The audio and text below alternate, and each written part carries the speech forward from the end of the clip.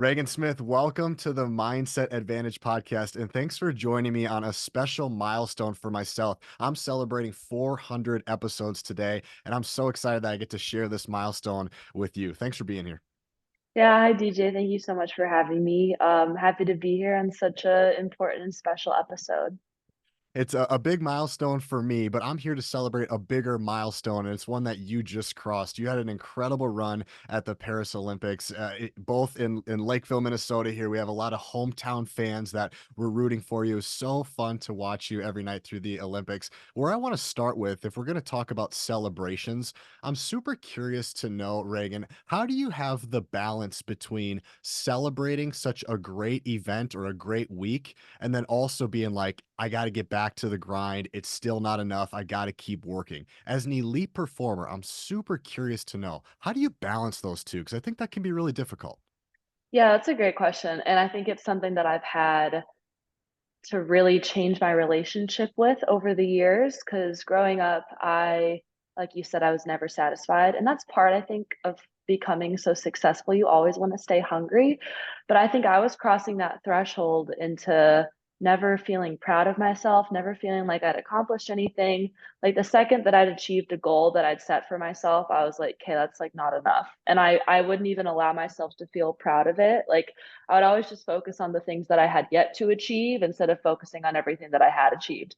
And I think that set me up for mental failure in a lot of ways because I was never proud of myself. I never felt like I was amounting to much of anything. And I think it made me have a really negative self image.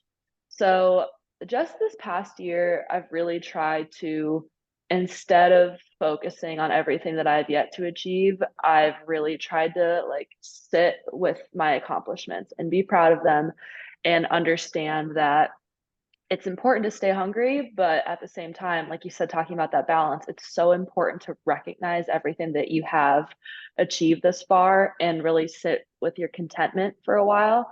And so now for me, like the pinnacle of swimming comes once every 4 years, right? Like during the Olympics. And so since that time just passed, I'm going to sit with my contentment and be proud of myself for, to be honest with you, I think the next year. And that's something that I never thought I would say. I was always someone who had to go, go, go, go, go and start pushing immediately. And so you can see my hair is wet. I was in the pool this morning and I've been training, but to be honest with you, I'm not really taking anything that seriously right now because I know that I need a mental and physical break because I just put myself, to be blunt, I put myself through hell training for that event for a really long time. And burnout is a very common thing. It's something that I've been subjected to, and I know it's something that I could run into again in the future. And I think I want to mitigate those chances. And so I'm definitely right now in chill mode and feeling proud of myself, feeling content, and just kind of riding that wave for as long as I can because I I hope, assuming that nothing goes, terribly wrong in my career, I hope that I have many more years left in me. And yeah, I don't wanna risk burnout or risk a negative relationship with the sport because ultimately I joined this sport because it's fun. And so I don't ever want to cross that threshold into like, no, I'm taking this too seriously and I'm never proud of myself just because that's not what it's about. So you bring up a really good point. There is a complete balance between staying hungry because that's how you do reach the top. That is how you become successful, but also taking the time and learning to really sit back and sit with everything you have accomplished. And I think that's something that we as a society are pretty bad at. We're never satisfied. And I was just thinking, I got the new iPhone, for example, on Sunday. And I was just like, it's never enough. Like I feel like people always want the next new thing and the nicest thing, and they're never satisfied with what they have. And I think that's applicable to literally every aspect of all of our lives. And it's just interesting to think about. So it's something I'm trying to put into practice with my sport and my career, I guess.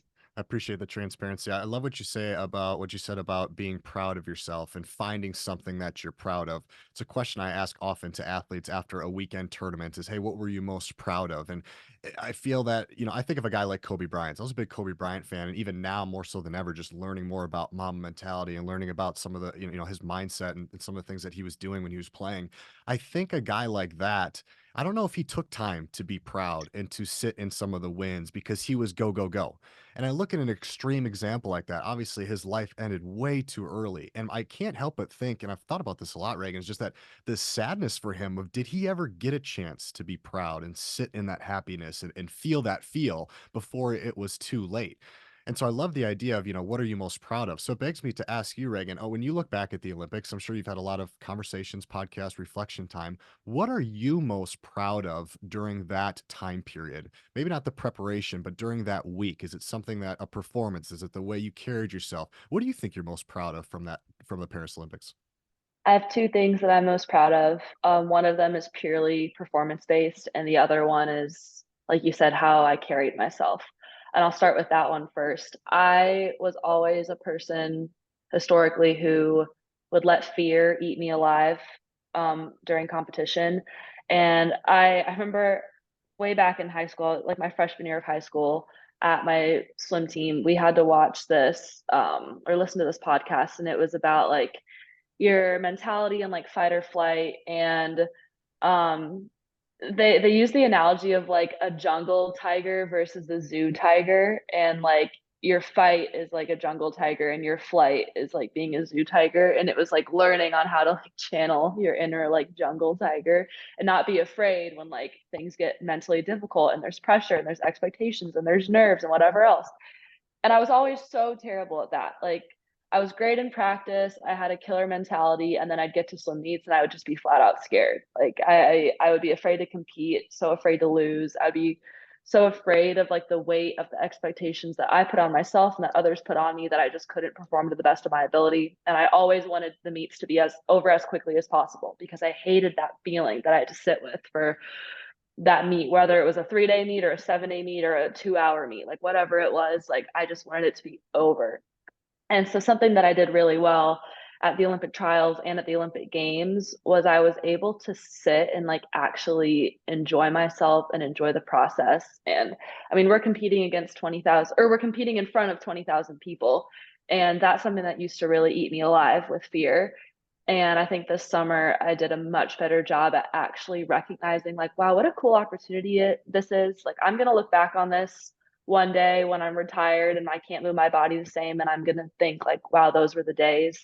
And I know that I want to soak it in now so that when I am older, I don't want to look back and be like, wow, I wish I had appreciated that time of my life more. Because I know, like, at the end of the day, it's just a sport. It's not that serious. It's not life or death.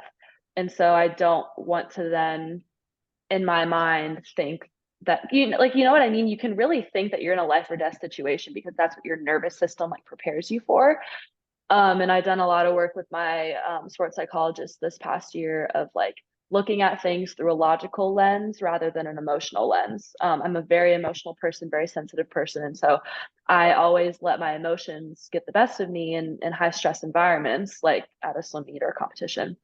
And so she's helped me a lot just remembering like, okay, you're in charge of your own thoughts and feelings, and you need to look at the facts of a situation instead of looking at what your brain is feeding you, because in times of high stress your brain's going to be telling you a lot of messed up things that aren't true, and so you need to like look at the facts. And so I did that, and I think that just helped me have a lot more fun, soak in the crowd, and really rise to the occasion, rise to the challenge of competing for Olympic gold or Olympic medals or personal records. And I really think I did that, and I enjoyed it while I was doing it. Whereas before, I just did not enjoy it. And so I think I'm really proud of that because I soaked it all in.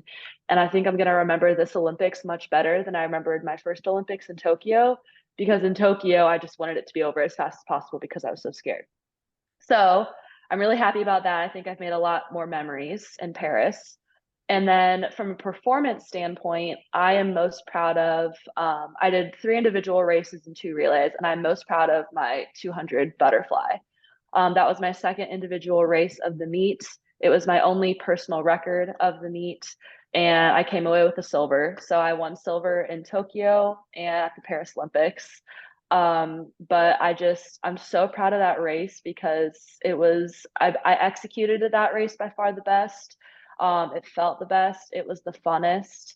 I think I really, really rose to the occasion in that race more than I did any of my other races.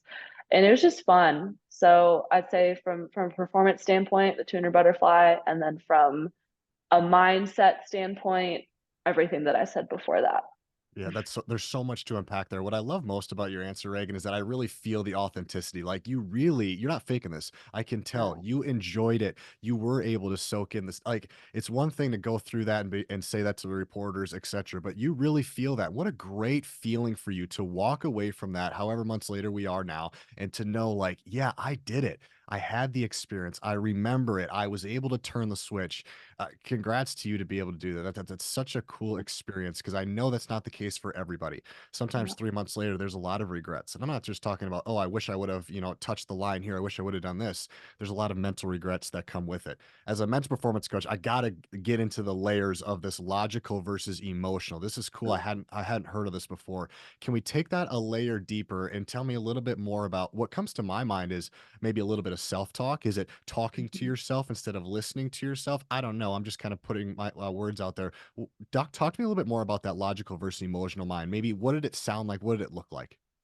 Yeah, for sure. So going into meets with an emotional lens, it would basically so I would do all this preparation and practice. I know, you know, obviously I know factually like how talented I am, how much hard work I put into everything, how well prepared I am for these meets. And then I'd get to a swim meet and I would basically sit there behind the blocks, even if I was heavily favored to win. Like if I executed how I needed to execute it, like I had this in the bag, I was good to go. I would sit behind the blocks and be like, I'm gonna lose. Like these people around me are so much better than me. Like I'm not prepared. I it was basically just like talking myself off a cliff, you know? And it just made things miserable because I was terrified to then get in the pool and race, and I was just so afraid of losing, and I was just thinking these crazy things that logically made 0 sense. Or I'd just be concerned about like, "Oh my gosh, what if my goggles fall off? Or what if my suit rips? Or what if what I ate for lunch today is gonna come back up and affect me and like my stomach's gonna like I would just think literally about everything that could possibly go wrong and I just wouldn't believe in myself. It was just I was such a negative Nelly and I would try to like positive self-talk behind the blocks, but the other voices were so much louder.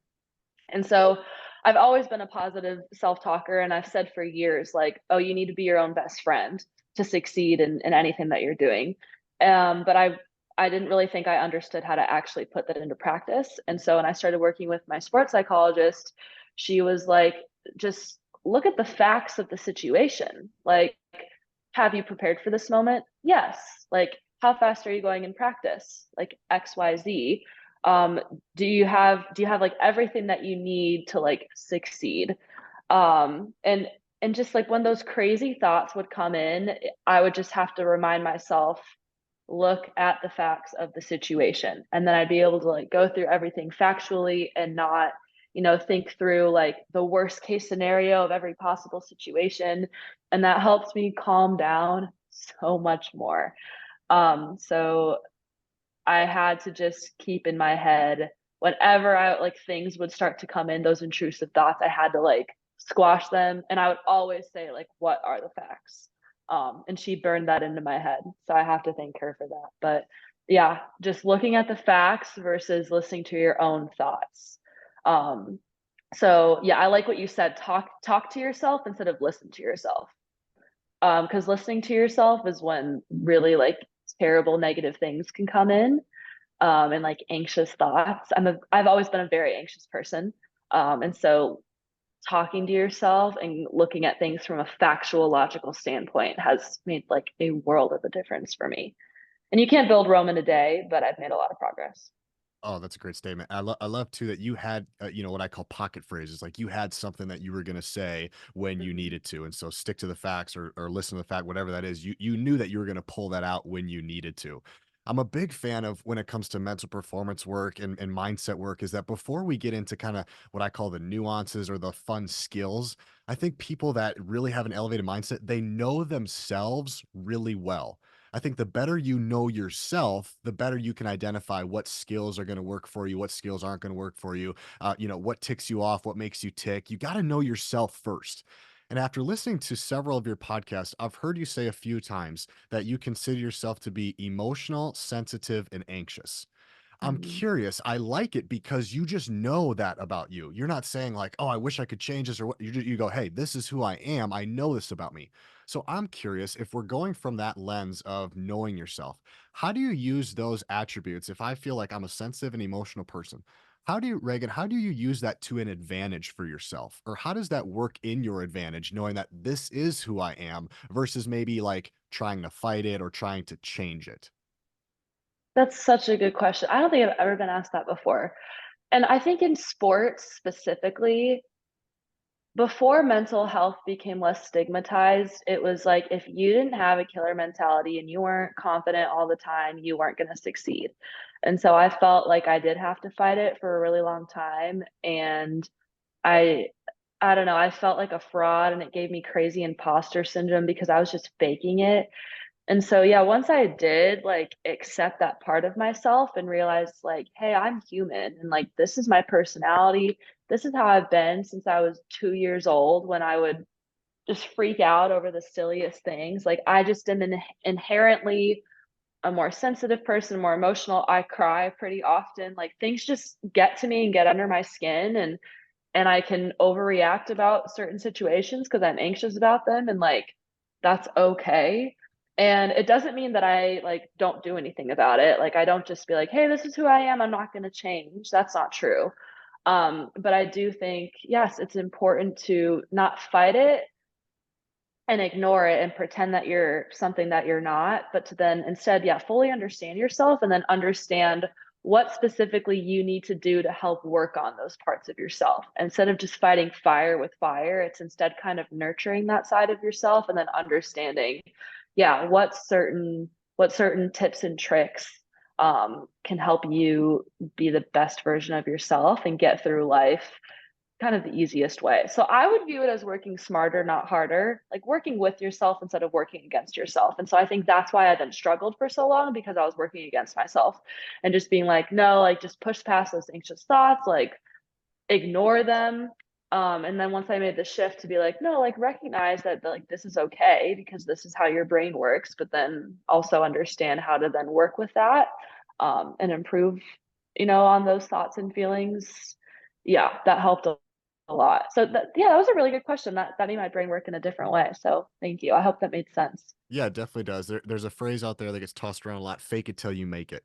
And I used to say it all Yeah. the time. I used to be a big fan of it, or fake it till you behave it. And I used to coach that. And I've really changed my tune on that idea because I think about, like my surgeon. Do I want him or her to fake it until they make it? No, of course not. Do I want my Yeah. doctor to fake it till no. Because even when we quote unquote make it, who are we? Are we Yeah. becoming you said you felt like a fraud. Like are we feeling like somebody else when we quote unquote make it? So I think that statement, that fake it till you make it, should probably be tossed and thrown in the trash. And instead, let's work with it, not fight fire with fire in your words, and let's not fake it till you make it. Let's use it to our advantage, perhaps. Totally agree with that. And I think that in some scenarios, fake it till you make it might work. Like Sure. if you have like social anxiety, for example. So I'm taking a completely different route, but I always think like sometimes the last thing I want to do if I'm in a new group of people is like put myself out there because I don't want to do that. But then I also know like, okay, well, if I want to make friends in this new city or this new place, then I'm going to have to do that.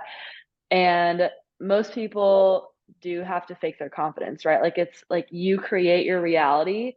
And so even if you don't feel a certain way about like doing a certain thing, right? Like putting yourself out there being social, I feel like in a situation like that, you would have to fake it. Because then it's like easier to meet people, easier to connect with people, like XYZ. But no, I do totally agree with you. Like in those other instances, yeah, you faking it, I do think allows you or like creates room for you to feel like you are a fraud, you are an imposter. And that's what I struggled with. So yes, I completely agree with you, but I just took a completely like tangential route to talk about something else. I think there's a time and a place for faking it till you make it, but yeah, maybe not as much in that area. Yeah, I love it. Great answer.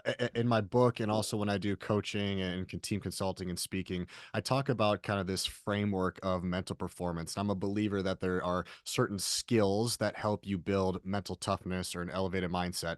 And I give drills to build the skills, then to build the skill set. And some of the skills, I just want to read off what they are to you. And if there's one that you feel like, oh, I feel like I already do that pretty well, or I've been taught this, or I know it pretty well, I want to just dive into it. So there's about seven here. Just kind of make a mental note. So the first one is focus and awareness. Second Mm. one is routines and habits of excellence. Third one is self control and discipline. Fourth is process over outcome mindset. Fifth one is visualization. Sixth one is breath work. And seventh is unshakable self confidence. As I read those to you, focus and awareness, routines and habits of excellence, self control and discipline, process over outcome, visualization, breath work, and confidence. Which one do you feel like either naturally or maybe you put in a lot of work on it? But I say that and you go, yeah, I think I got that one down pretty good. Okay, I had to like make numbers in my head. I most resonated with 2, 3, and 4. Can you read those again? And Yep. I'll pick one. Routines and habits of excellence, self control and discipline, and process over outcome. Okay, I'll do 2 and 4. So that was self-control and discipline. So self-control and discipline was three. Routines and habits of excellence was two. It's okay. Okay, You routines pick. and habit. We can do a couple too. That's fine. You pick a couple and jam. This is like a mental puzzle for me. Okay, so the routines and habits of excellence is something that I've really shifted my mindset with over this past year. I, along with being a very anxious person, I always historically was a very type A individual. So I had to stick to a super clear routine. It had to be the same thing every day. I ate a lot of the same things every day. I went to bed at the same time every night. Everything was kind of planned out. And not to the point where I like had a planner and was like 8 a.m. Like I wasn't like that. But I just kind of naturally fell into like, okay, I do the same things at the same time every single day, and that's what works for me.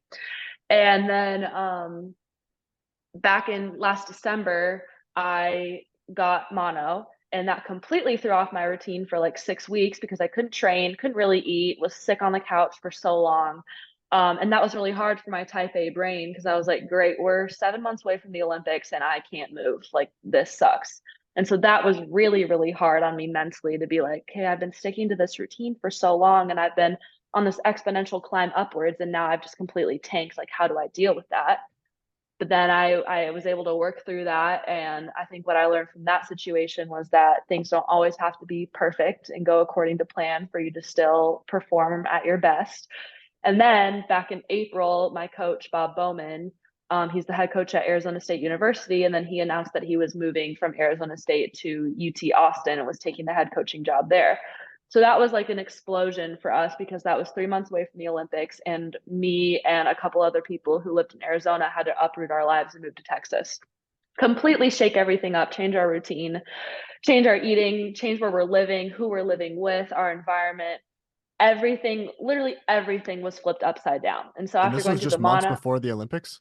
yes, this was April of 24. Oh my And I gosh. got mono December, January of Oh my 24. So gosh. that was, yeah, two things that completely flipped my life upside down. And as a super type A routine oriented person, it was horrible because I just was like, I'm not used to this. How am I supposed to succeed when my routine's been flipped upside down like this?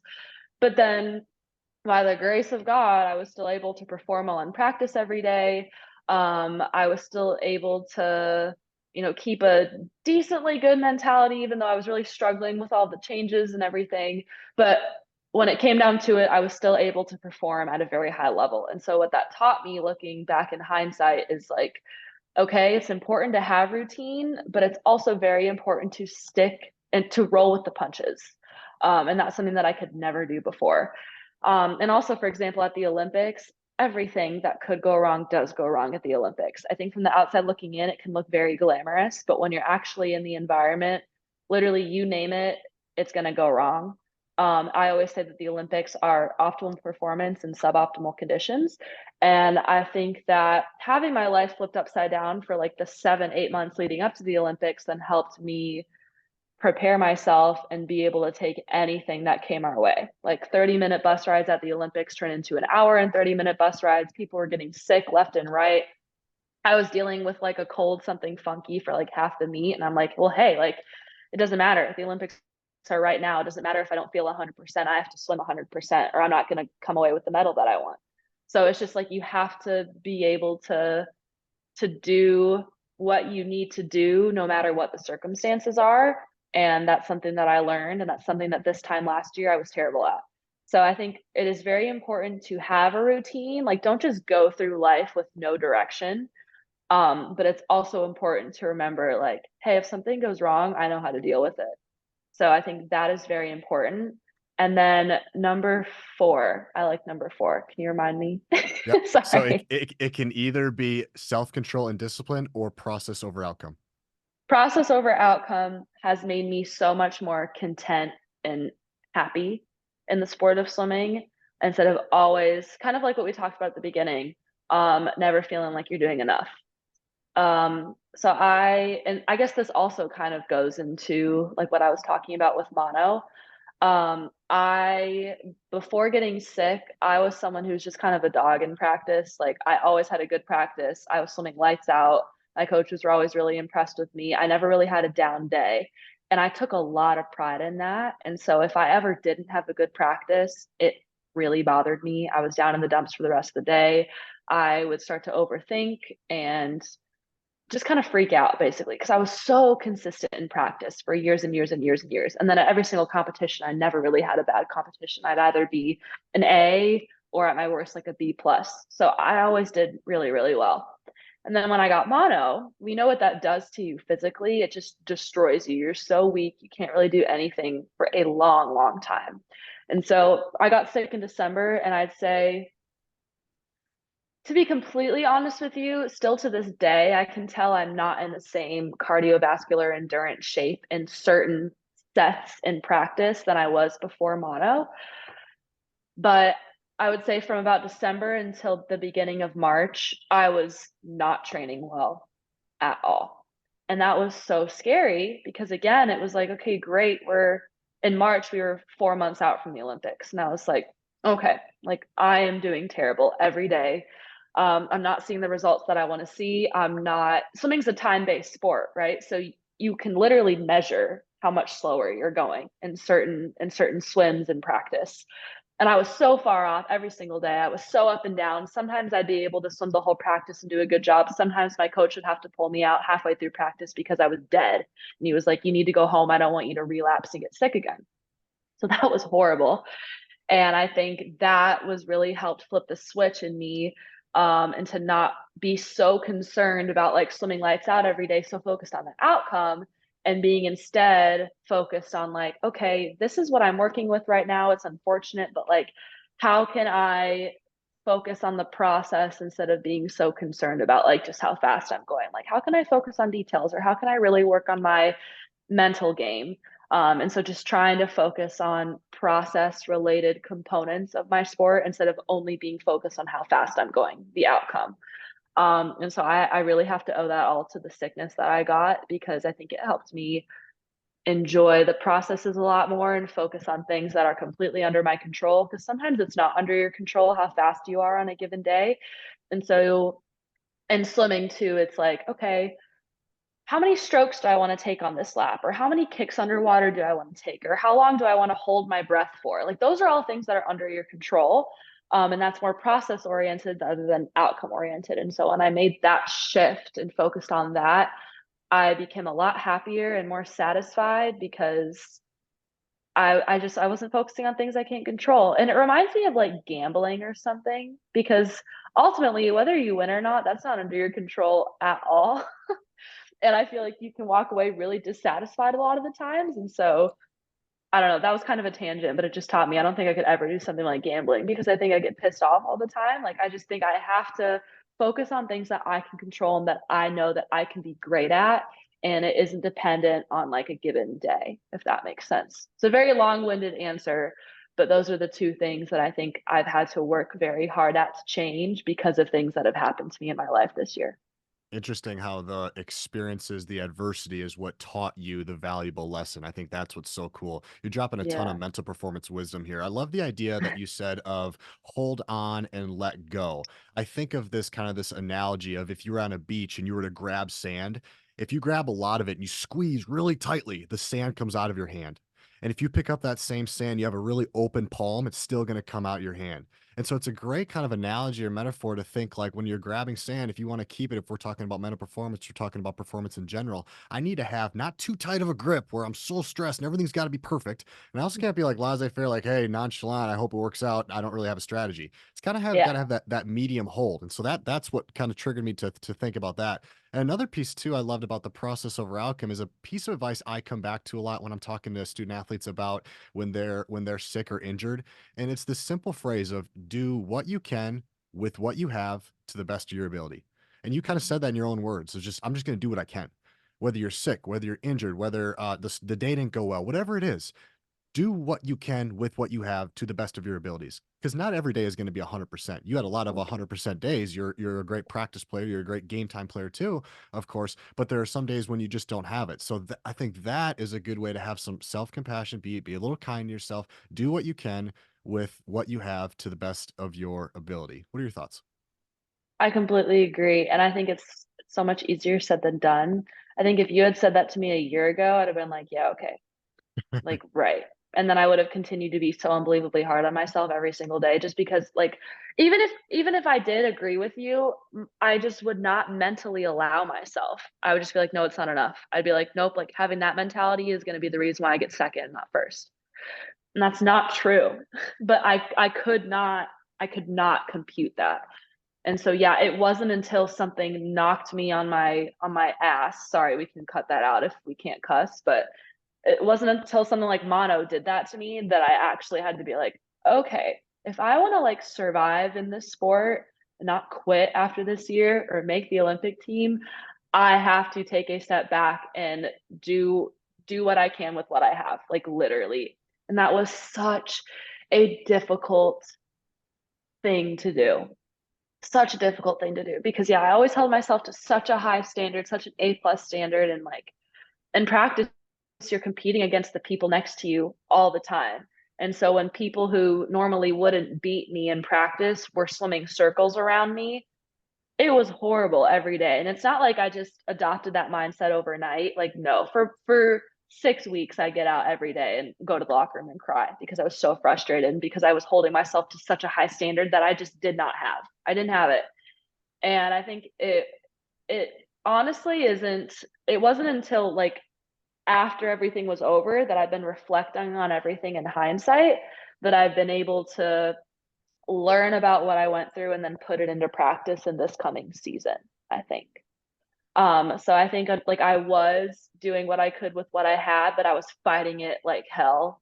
But now that I'm looking back on it, like going into this season, for example, when things are much more lax and I don't really have anything that I'm training for, it's like, okay, I'm doing what I can with what I have. And like if I'm going way slower than I was a couple months ago, hey, I don't really care because I'm playing the long game and I'm thinking about 2028 and it's 2024.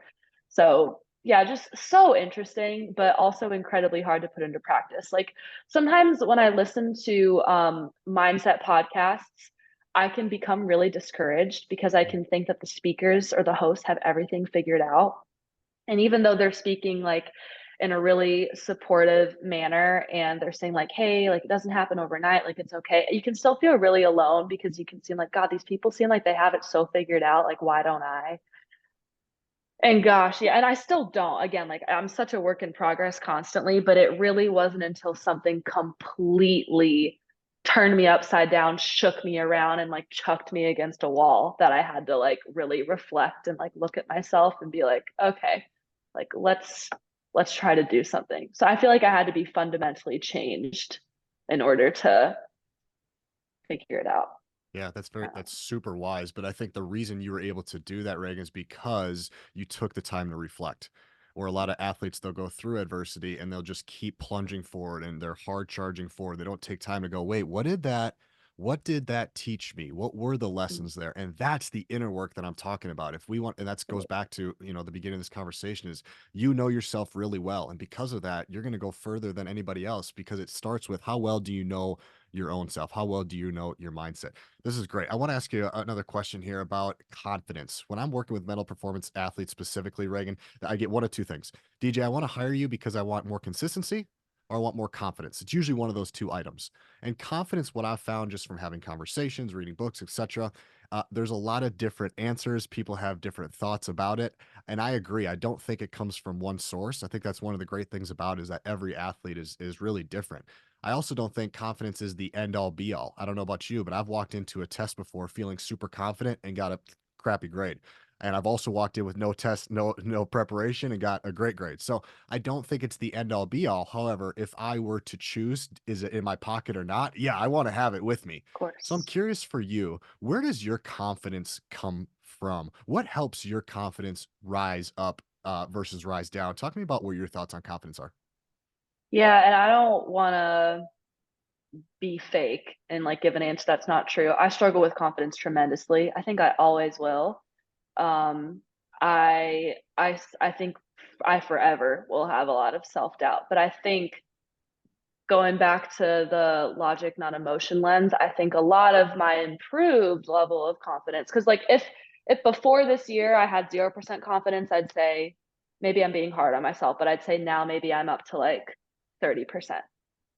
And I think I have a long way to go, but I think a lot of that has come from looking at things logically, not emotionally, because like lack of confidence comes from like not believing in yourself and like not thinking that like you're capable of doing anything, because that's like you listening to yourself, not you talking to yourself. And so again, I don't mean to like repeat myself of what I said earlier, but so much of my own confidence came from like having to look at myself and my abilities and my work ethic and everything about myself and look at it through a logical lens instead of a like, oh, well, what if this happens lens? Like, we love to what if ourselves, I feel like. And I was the queen of that. And so, yeah, instead being like, okay, well, here's how you're prepared. Here's what you're capable of. Here's the talent that you were given. Um, here, like, just here's everything that you have proven over and over and over and over and over again. So when are you going to start believing it? And so when I started looking at it from that perspective, I think that helped me. And I think it's going to be something that I'm going to have to continue to like remember. I think the Olympics was just like scratching the tip of the iceberg with it. It was a great place to start on the highest stage, like putting my new mentality into practice, like at the scariest event in sports, like the hardest mentally to deal with.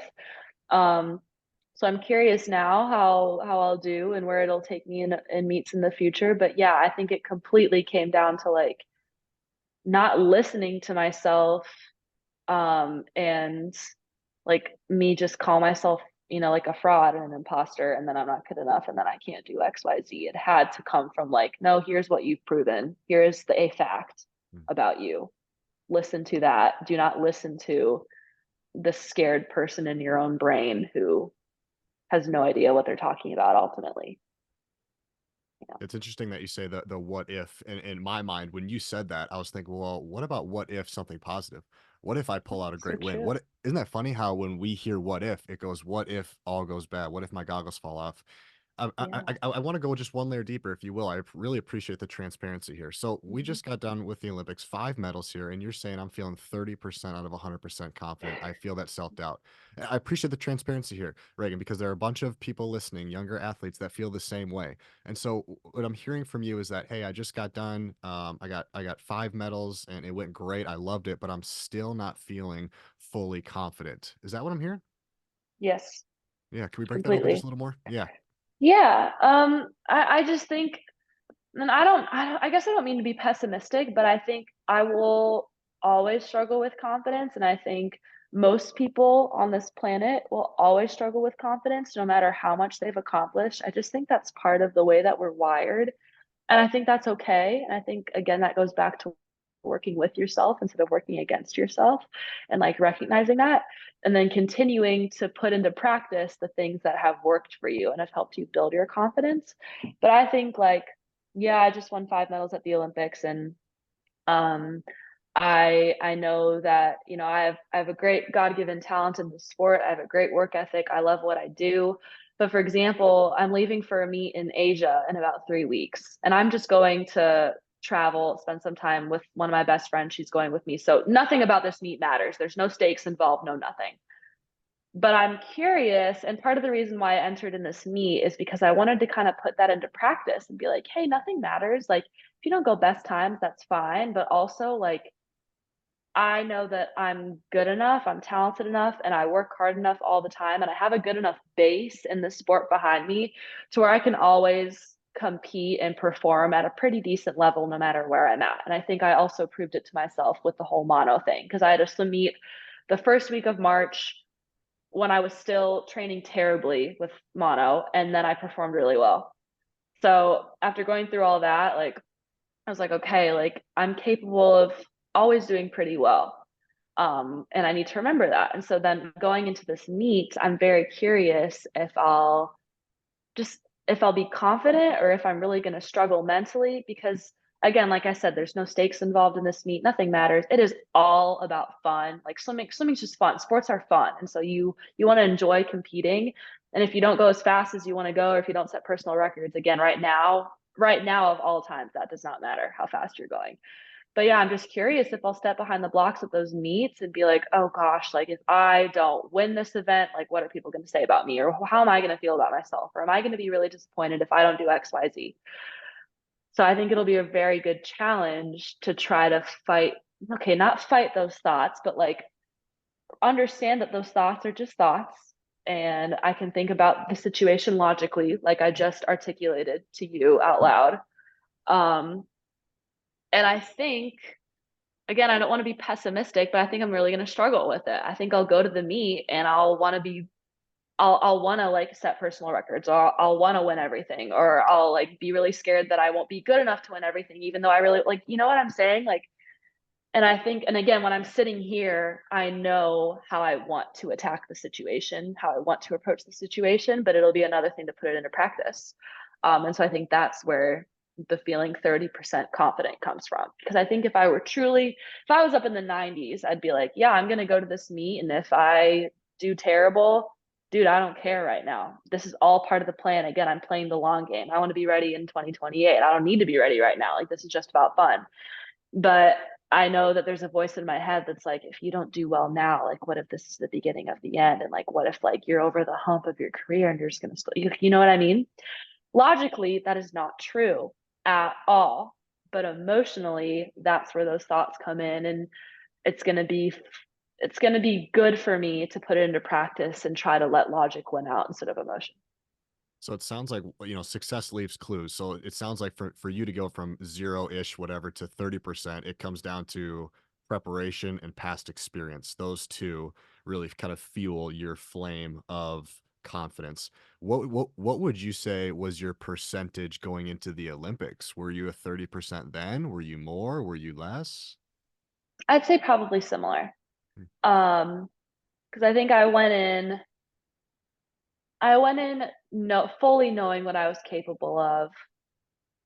And that was the least like scared I'd ever been in a competition, the most excited. Like I gauge how confident I feel based on like if my strongest emotion is fear or my strongest emotion is excitement. And Oh, break typically that it's down. Break that down. That's good. Break that down. What do you mean by that? yeah. So walking into a meet, if I'm like afraid, if I'm scared of the competition, if I'm scared of the expectations, if I'm not amped up and ready to rise to the occasion and compete in front of thousands of people, I think that's not a good sign. And that's a sign that I'm not in a good place and that this meet is going to be a mental bear to get through. Like, I think I still have all the tools in my toolbox to perform very well, but it will be mentally much more difficult because I'll be actively having to fight myself internally. Gosh, it's mentally exhausting to approach a meet that way, but I can't control it most of the time. But walking into a meet and feeling more excited than anything else, meaning like, oh my gosh, I can't wait to like have my name be announced, walk onto the pool deck while thousands of people are cheering for me. And I can't wait to swim on TV, and I can't wait to perform in front of these people and put on a show for them. Like all these people, all they want to see on TV or in the arena is be entertained. That's what sports are about. And so when I look at it through that lens, I'm like, how can I just entertain these people? Like Oh, that's it's as cool. simple as that. Yeah. That's And cool. then it makes me so excited because I'm like, wow, like people want to see me. Like people want to know like what I'm doing. Like people bought tickets or like paid for this TV channel to like see what I'm doing. Like, how cool is that? Like, I just want to entertain them. Like, if I know that if I were watching this sport, I'd want to watch a good race. Like, I wouldn't want to watch people who were scared. I'd want to watch people who are ready to attack. And when I think about it from that perspective, then I'm like, all right, like, I cannot wait to do this. Like, let's go. And then I'm excited to have like really tough competition, really, really high stakes, like all these different things. And I think I did that the best in Paris. And I did that also, I think, the best in the 200 butterfly, where I had a tall order. I wasn't favored to win gold, but I was right there and I kept it really close. And then I set a personal record and I had a lot of fun while doing it. Like I just remember walking out on deck, they announced my name. Like they announce you lane by lane. So they're like, oh, in lane eight's this person, in lane one's this person. And they get to me and I'm in, I don't even remember, lane six or lane three or something. And I just remember walking out with the biggest smile on my face. I waved and I pumped my fist to the crowd and people were screaming and cheering. And I was just like, I am so excited. Like people That's are awesome. excited to see this race. I'm excited to be a part of it. And let's see what I can do here.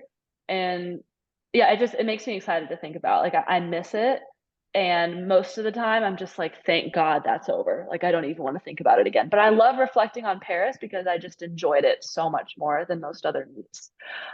So that's what I meant by feeling scared versus feeling excited.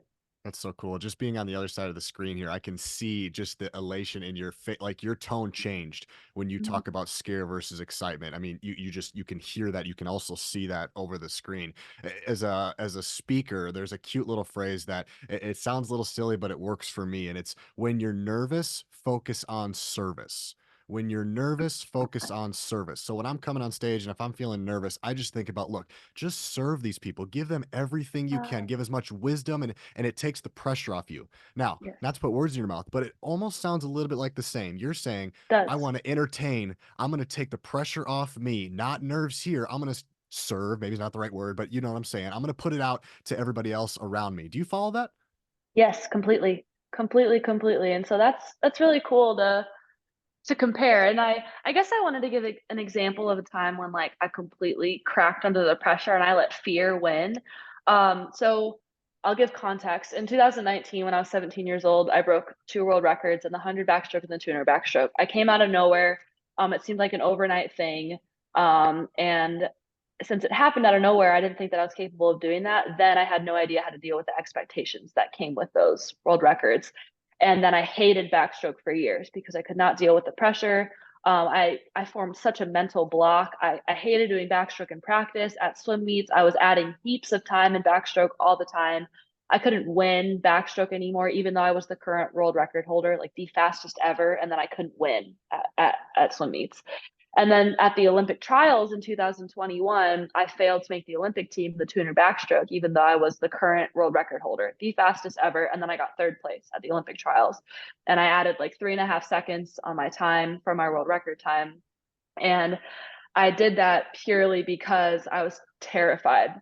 And I wish so badly, and I'm glad that I learned it eventually, but I just wish so badly that at that meet, I thought about the mentality that I have now. And it was like, how can I entertain these people? How can I serve them? Like, how can I make this a fun race to watch? Because at the Olympic trials, USA backstroke on the women's side has extreme depth. There's so many fast women, like, and the rules are the top two in each event make it to the Olympics. When in reality, I'd say like 8 girls in America who swim backstroke could win a medal Oh, wow. at the Olympics, which is insane. So there's so much talent and it's such a fun event to watch. Like women's backstroke in America is just always entertaining.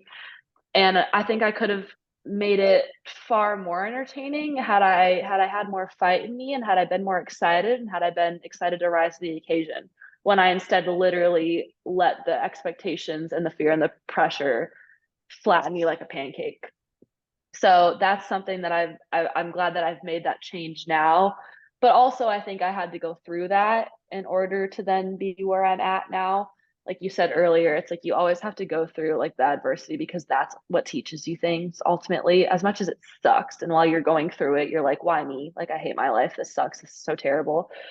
Then when you go through it, you're like, ah, like, look at what that taught me. Like, how amazing. Then you can look at it with a much more positive lens. But yeah, um, yeah, going through that, it sucks that I didn't have that mentality at the time. I understand why I didn't, but that's an example of a time when I didn't at all. I love it.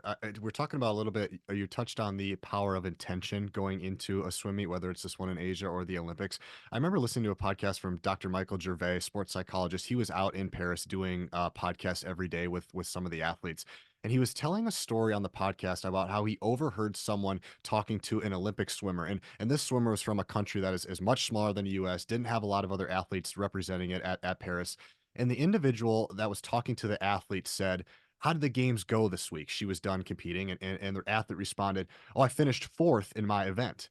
And the individual responded, "Oh gosh, I'm so sorry that you finished fourth." Oh, And then the athlete replied, "Oh, no, no, no, no, there's nothing to be sorry about. I PR'd my time like crazy from practice, and I'm just excited to be here." And I thought this was so cool because the athlete, what this tells me is that the athlete had already done her homework on answering the question, what does success look like at the Olympics? And she never got caught up in the opponents or her placing. Instead, she based her success on her consistency and comparing herself versus herself, not anybody to the left or to the right. So I'm curious, does that same logic resonate with you? Do you think about before you go into the Olympics, what does success look like to me? And then maybe a third question as I throw a bunch at you in a sport where you can't play defense. You can't do anything about the people to your left or to your right. Is that frustrating for you, or do you just kind of rest on that and know that that's a part of the sport? So a lot to dive in there. Take that for where you want. yes. Yes, let me answer that first part quickly. I like that I can't control the people around me because I think it puts me at peace and it helps take some of the anxiety away because it's just like I literally have no control over what they're doing. So I have to focus on me.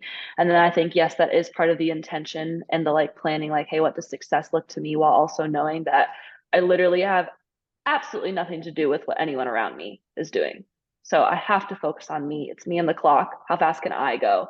And if that time is fast enough to win a gold or a silver or a bronze, whatever, then great. But it has to come down to like, what are you doing? And the story you told, it just, I hate it. It frustrates me so much how people care so much about a gold medal, and especially in America with NBC, anything other than gold is just they look down on you like crazy. They don't care about you. You're like scum of the earth to them. You just don't matter. God forbid if you get fourth or worse, right? And swimming, like you said, is such a time-based sport that you could do something unbelievably incredible, like a huge PR, something you're insanely proud of, and it might not be enough to win, or it might not be enough to medal, or it might not be enough to make a final. And you have to be okay with that because you have to understand, like, again, it goes back to like, yeah, you can't play defense. It's about you. It's about what you're capable of. It's about what you were expecting out of yourself. It's about what you were training for all year. And that's something that was so difficult for me to put into practice. But again, this year, it's like I had three individual races and I came away with silver three times. And I could have just as easily won gold as I could have probably not won a medal at all. But also, the people that I was competing against in those three events are going to go down in history as like some of the greatest female swimmers the world has ever seen. And I also know that I will too. And so I had to walk away being like, I gave three damn good performances and it was not quite enough to win. And like that is okay because I did things that I'm really, really proud of and they were just that much better than me today. And like that's life ultimately. But it was so frustrating over and over and over during that week of when I would finish a final, I would win a silver medal. And then I'd go through the media zone. They'd be like, obviously you're pretty disappointed. Like, how are you dealing with this? And I would just have to sit there and be like, why are you putting words in my mouth? Like, yeah, we always want to win gold. Gold's the goal. I love winning gold for USA. But ultimately, like I have nothing to do with what the people next to me are doing. Like if they're going to go break a world record or break an Olympic record or do something crazy that the Olympics has never seen before, I have no control over that whatsoever. And I can only do what I can do. And in all three of those races, I did everything that I could do. So I think if I had not executed well, I gave a shitty performance, I performed in a way that I wasn't proud of, then I think I'd be really frustrated. And I'd be like, oh my God, if I'd only done this, then maybe I would be walking away with a different color medal, or like maybe things would be different. But I can confidently say in all of my races, I did everything in my power that I could do, like everything. And that's all you want, right? Like that shows that like I attack things the right way. I rose to the occasion. I gave 100% of what I'm able to give. And so, yeah, it got so tiring over and over. Just people being like womp womp, like not enough for you. So that was just something that I had to learn to deal with because that's all people seem to care about. And I think of one more story, like at the Olympic trials, for example, again, top two in each event make the team. And I was the heavy favorite to make the team in the 100 backstroke, the 200 backstroke, and then 200 butterfly. I also added the 100 butterfly to my repertoire, kind of just to get me into the meet. The 100 butterfly was day 1 and 2, and then the 100 backstroke was on day 3. And I wanted to kind of swim an event to get myself into the meet before my best event, the 100 backstroke, came up. Like I didn't want the 100 backstroke to be the first time I touched the pool, if that makes sense. So I swam the 100 butterfly and I was the third seed. And I had no expectations of making the team. I was very excited for the 100 butterfly because I knew there was no pressure on me. I was not planning on making the team in that event. If I did make the team, my coach and I had already discussed it. Like, if on the off chance that I made the team, I wasn't going to swim in at the Olympics. Like, we had it all figured out. So that race was my let's get into the meet. And then I ended up dropping a second in that event. And I was this close to making the Olympic team in that event. I was 1/10 of a second away from making the team. But I pulled out a monster PR. I'm like I don't even remember. I know I'm the third fastest American performer of all time. And the girls who got second and first are the first and the second fastest Oh my American gosh. performers of all time. Yeah, I'm like eighth fastest all time of all countries ever. Oh, And I am by no means a 100 butterflyer. And so to go that fast and to be this close to making it, and the girls who beat me, one of them broke the world record, and the girl who got second made the Olympic team in the 100 butterfly in 21. She's won like multiple world championships in that event, and then she won Olympic gold in Paris in that event. So the two girls who beat me are very, very talented in that event, and they were the heavy, heavy, heavy, heavy favorites.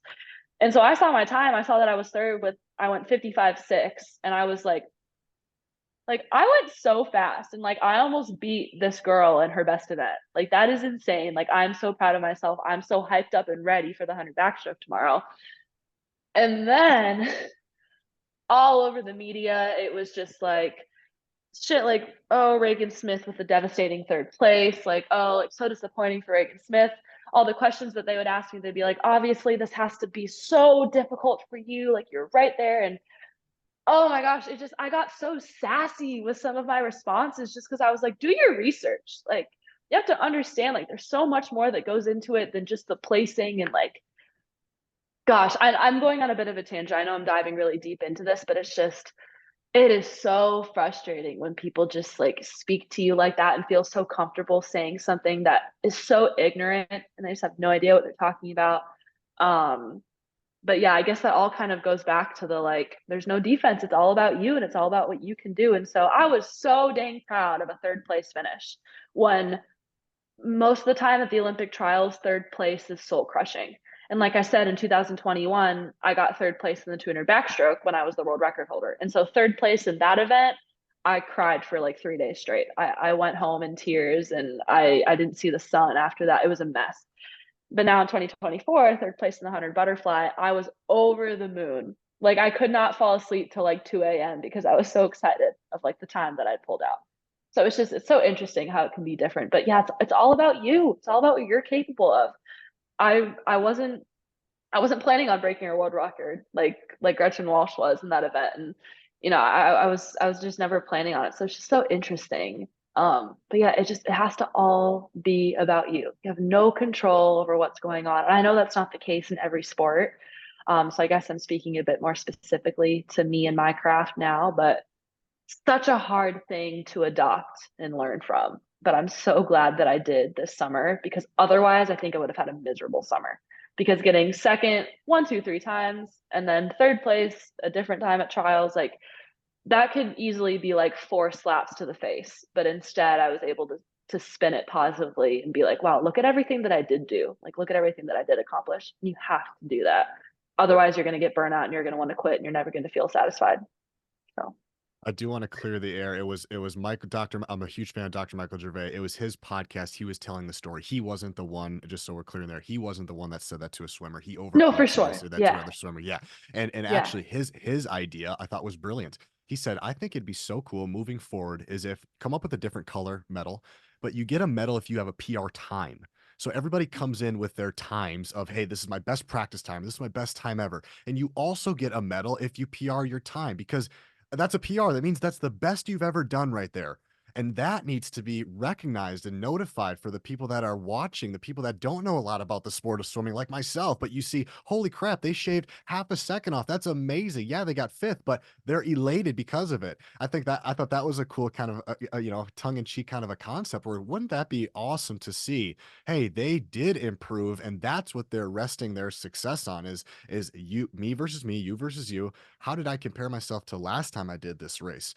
Does that be something that would be of interest to you of like, hey, am I getting better? That's all I want to know is, am I getting better? Yes, I love that idea. And I think there's a fine line. Like, I want to make it clear, I love that idea. Like, you know how when you swim, like there's like a scoreboard, right? And so like all of your names are up on the board, and like that'd be cool if they could like put an asterisk next to your name if you got a best time or something, like Yes. just to like Yes. recognize that. Yes. But I think there's a fine line between doing stuff like that and then going into the realm of like, and maybe this is a little bit controversial, but like participation trophies. Yes. I've never personally believed in that, and I don't think there's a place for that. But I think stuff like that, it's like, yes, this person got better. This person worked their butt off all season. And they just, again, like you said, they did something that they've never done before. They've accomplished something that they've never, ever, ever done before. That should be recognized and celebrated instead of only being like, ooh, like they got fourth place. Like they were this close to a medal. Like how soul crushingly disappointing for them. Instead, it should be like, yeah, that's unfortunate on the one hand, but on the other hand, damn, like they never went that fast before. That should be recognized. That should be celebrated. Like that's like a step forward.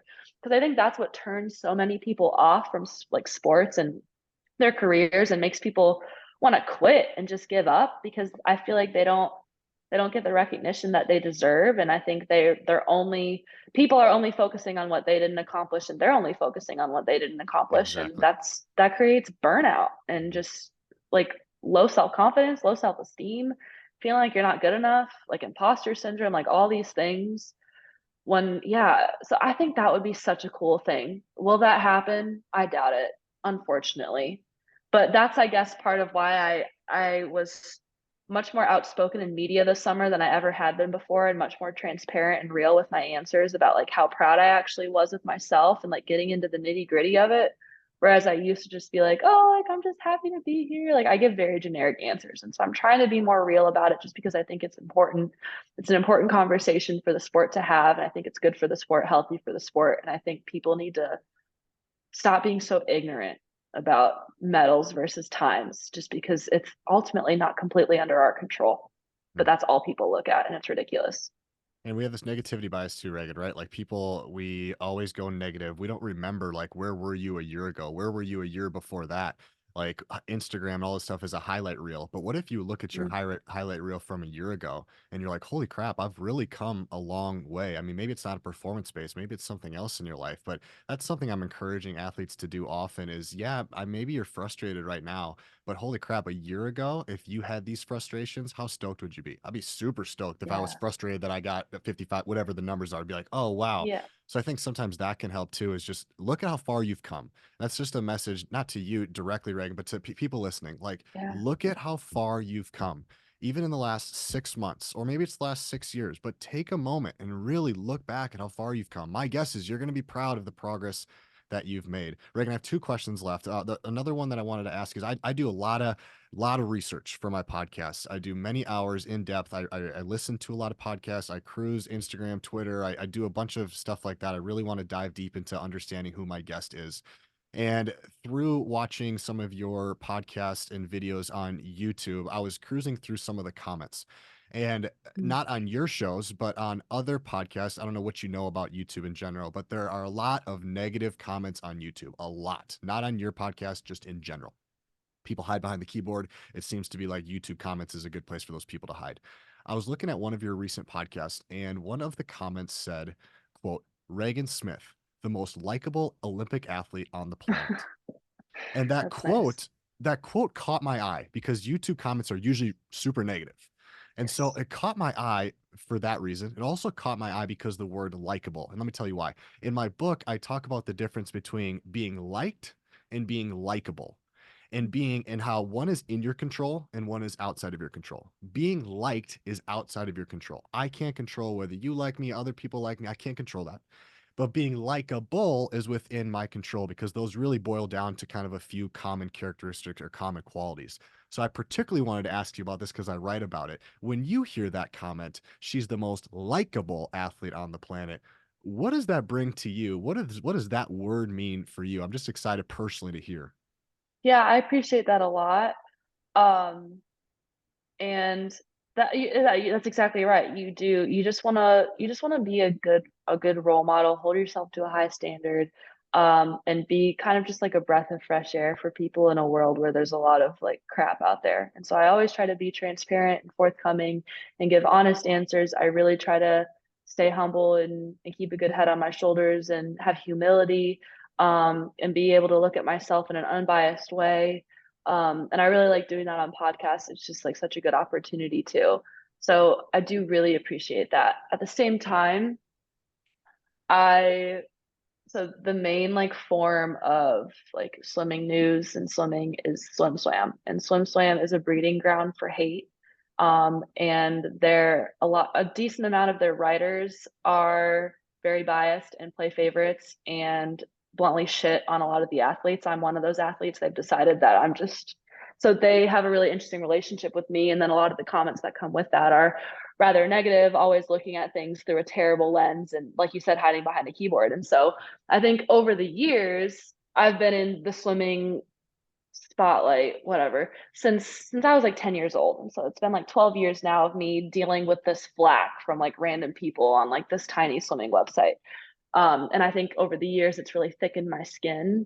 And so I guess my point is, while I really appreciate that comment, I truly do. And I want to keep like being that type of individual. I think I've thickened my skin so much over the years that I refuse to like carry weight, Mm, to let comments carry weight, whether they're good or bad, right? Because it's like, if I don't want to listen to negative comments, I don't really want to listen to positive ones either. It's like, I want to appreciate them, absolutely.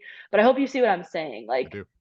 I don't know. Yeah. So it's just, yeah, not to like name drop Swim Slam, but they're just such a breeding ground of negativity and just terribleness. I've just had to completely turn it all off and recognize like, yeah, I do want to be likable, and I want to be a good person and a good role model and XYZ, all these things. But I also really like, I think it's most important that I like myself, and I don't want to feel validated by anyone else. And that is crazy because I used to be the queen of that, seeking validation, and I still am in many respects, but I'm really trying to do better because I also think that's how you'll reach full satisfaction, is all of your validation coming from within instead of from external factors. And so I think that's something that different types of comments on social media have taught me about myself. But that was a very long-winded way of saying that I still appreciate that. Yeah, that's freaking cool. I love that. It's very neutral thinking. I didn't expect you to say that, Reagan. That's very wise. I love that. I love that answer. Okay, last question is I always like to end my podcast with an advice question or some sort of call to action. And so for you, I want you to give advice to young athletes out there that are listening. What is the piece of advice? Maybe they want to be an Olympic swimmer, or maybe they just want to make their high school team. But what we all have in common is that we love sport. What's the Yeah. piece of advice that you'd want to give to the younger athlete tuning into this episode today? I would say simplify everything. Just really lean on your friendships in whatever craft you're doing. And I think that's going to take you very, very far. For me, like, I think I would have quit swimming so long ago if I didn't have a good group of friends around me. Because when I had a good group of friends and people that I was excited to see every day, it made going to practice that much easier. Because, like, growing up in Minnesota, the last thing you want to do in the middle of January when it's -20 is go jump in a cold pool. Like, what? And whenever I'd wake up at like 4:50 in the morning to my alarm, and when I had like a 2 hour practice in front of me, then 8 hours of school, then 2.5 more hours of practice, last thing I wanted to do was get up and actually go to the pool. But every time I would go, because I'd be like, well, my friends are going to be there. We're all suffering together. Like misery loves company. But there is something cool about like, I'm being really dramatic, but like shared trauma, of like all of us going and getting our butt kicked at 5:30 in the morning, and then all of us going to school for 8 hours that day and then going back to the pool for more grind and just all going through it together. There's something really special about it. And I still text my friends to this day. I mean, we're all either in college or post grads and all across the country. And we still will be like, oh, like, remember when, like, how fun that was. And so it is like a those are the days type of things. And I really would have quit a long time ago if I didn't have my friends. I wouldn't have gone to nearly as many practices if I didn't have my friends to look forward to seeing and going, because you're going to have different seasons of motivation as you're growing up. Like there's going to be days, weeks, maybe even months where you're like, I don't want to go. I don't want to do this. I'm not in the mood. And so when I was in high school and I was feeling like that, I would really try to simplify it and be like, okay, like, yeah, you don't want to go at all, but do you want to go see your friends for 2 hours? Yeah. So I would go, I'd see my friends and I'd be like, "Hey, if this isn't a great practice, that's okay." Or like I'd tell myself that on the drive over. And then always when the practice would start, I would be like, "Okay, it's time to lock in." But it's always the hardest to get there, right? Like it's the hardest to like, yes. And then once the practice starts, then things kind of take care of themselves most of the time. But I would always want to go because of the people that I knew I would see when I was there. And so I'd say really focus on nurturing those friendships and growing them. And if you're struggling socially on a club or a team that you're in, think about making a change because you have to fill your cup and you want to find people that you can make meaningful connections with. And if you're not surrounded by people that fill your cup, then I think get out of there because I don't think that's going to be good for you in the long run. And I did that. Like I was on one club team in Lakeville for the first 5 years of my swimming career, and then I switched to a team in Apple Valley, and I made my best friends. My best friend from that team is actually a junior here at ASU, so I get to swim with her every day now too, and that's great. So, 100% find your great friends and nurture those friendships. I love it. To piggyback off it, just in the same tone, you've been around some tremendous coaches. I promise this will be the last question, but Yeah. what would be same question, but for coaches out there? I think a lot of times, um, athletes want to say stuff to coaches and maybe they don't listen or they don't feel brave enough to ask them or tell them. So I'm kind of using you as a channel. What is the piece of advice? I have a lot of coaches that listen to this podcast. What's the piece of advice, knowing what you know now, going through what you've gone through, being at the biggest stage, working with some of the best coaches on the planet? What's a piece of advice you'd give the coaches that are tuning into this podcast episode today? I guess I want to preface with like, I'm not a coach, so I don't want to like give advice that makes no sense. And I know that it's like those who can't do teach and like I'm not great. But what I've learned being under Bob Bowman, my coach, he was Michael Phelps's coach for Michael's entire career. And Bob and Michael historically had a very rocky relationship. Bob was incredibly hard on Michael and vice versa. They had screaming matches on the pool deck. They were very hard with each other. And as I've mentioned a couple times before, I'm a very emotional person. I don't respond well to that. I need positive reinforcement. I don't need hand holding, but like I appreciate praise when I'm doing something well. And I'm always giving 100% giving my best. So I tend to not really appreciate when coaches are kind of hard asses on me. And if they're like, oh, you're not trying hard enough, like you need to give more effort, like I respond well to like, I'm always giving 100%. So basically, just like give me praise when I'm doing really, really well. And if I'm not doing really well, like I'm not goofing off on purpose. I'm still Oh here. shoot, what happened? I'm Oh, still here. You're okay. good. Okay, good. Um, so And something about Bob that he's learned over his time coaching, is that he's a psychology major, and so he really understands how people work, what makes them tick. And I think he's really started to understand as he's gotten older that like coaching isn't a one size fits all. Like the way that he treated Michael isn't the way that he needs to treat me, isn't the way that he needs to treat another swimmer on the team. And so that's something that I really, really, really appreciate about him is that he think specifically like, okay, what does this person need versus what does this person need? And I know, like, for example, one of my good friends on the team last year, she transferred to Georgia this year when Bob left and went to UT and everything went crazy. But she and I trained together last year and she would like feed off of tough love. Like she loved Bob so much, she respected Bob so much. And she was like, if he's yelling at me, like that means that he's paying attention to me. And like, oh my goodness, like how exciting. Like she was just like a fiend for it. She loved it. And it made her so much better. She made so much progress last year. Whereas for me, like overhearing sometimes, like when he'd yell at her, like some of the things he'd say to her, I would just be like, if Mhm. he said those things to me, I would cry and go home. But she loved it. She Mhm. loved it. And so that was just something that I really appreciated about Bob is he knew like, okay, I can treat this person this way, but I need to treat this person a different way. And that's difficult, right? Because when you're a coach and you have 30 kids on the team, it's much easier to just be like, all right, this is how I fundamentally approach things. This is my philosophy and like buck up or shut up and like this is how it is. And I do think that's ultimately taking the easy way out because every kid has a different personality and you kind of have to lean into their strengths and their weaknesses and understand what makes them tick and and foster a relationship that way. And Bob really does that. And I don't think it's Bob's natural way of doing things the way that he coaches me. It is a very soft approach and I think he knows that, but I also think he knows he's not going to get shit out of me if he treats me in a harsher manner. Um so I'd say that's my advice. Is like again, it is more work and I understand like it is easier to just kind of treat everyone the same. But I think if you really want to set yourself apart, you have to understand what makes people tick. And Bob really does that. And that's something that I really love about him. That's great. So, athletes out there, find a friendship circle, find some people that you look forward to going to training with. Coaches, understand that each athlete brings something different to the table, both physically and mentally. So, be able to be flexible, change up your coaching so that you can meet them where they're at and bring the best out of Yes. them. Great, great advice. Reagan, I feel like I could talk to you for hours. You're so easy to talk to. This was so darn fun. How can my listeners best support you or follow you or just follow your journey? The floor is yours. Yeah. Well, thank you, first of all. I love podcasts and you've asked a lot of questions that I have never answered before. So thank you for helping me make my brain work in a different way. And I'm on Instagram at Regan Smith 4 and I don't have Twitter because I think Twitter's so negative. So I hate Twitter. I don't go on there. So you can just find me on Instagram, I'd say. But I appreciate the support in form of a listen for me and for you. So again, thank you for having me.